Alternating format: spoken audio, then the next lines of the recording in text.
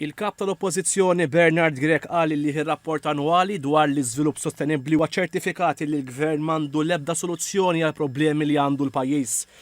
F'dibattitu fil-Parlament, Dr. Grech qal li dan ir-rapport tħejja mill-Ministeru għall-Ambjent illi huwa l-istess wieħed li nesa jippjana għad-domanda tad-dawl fil-pajjiż, bil-konsegwenza li issa il-Gvern se jkollu jagħmel power station oħra bi spiża ta' 37 miljun euro.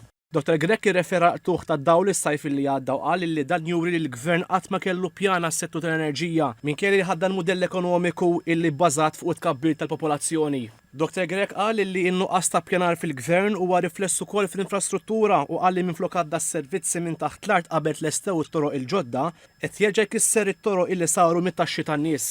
Il-kap tal-Oppożizzjoni qal li l-poplu qed jinduna li n-nuqqas ta' kwalità tal-ħajja kollu ġej minn nuqqas ta' pjanar mill-Gvern. F'reazzjoni l-Ministru għall-Ambjent Mirjam Dalli fissret id-diskors tal-kap tal-Oppożizzjoni bħala taqtih ta' qalb u qalet illi il-poplu jrid li jisma' l-proposti għall-isfidi li għandu l-pajjiż.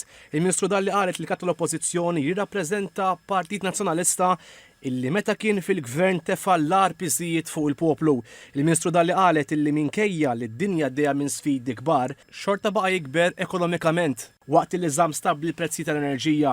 Tkellmet dwar it-tibdil fil-klima u qalet illi l-Gvern se jwaqqaf awtorità li se jkollha r-rwol biex tikkoordina l-miri ambjentali u jitnaqsu l-emissjonijiet. Irreferi tal-ħidma li qed issir sabiex ikunu attirati investimenti fl-ekonomija, il-blu u l-ħadra, u l-Ministru Dalli qalet illi dawn l-industriji mhux biss ma jniġsux l-ambjent imma joffru impjiegi ta' kwalità lil ħaddiema. Appellat biex kulħadd jaħdem id fit sabiex il-pajjiż jersaq iktar lejn l-iżvilupp sostenibbli ħalli jkun imħejji għall-isfidi tal-ġejjieni.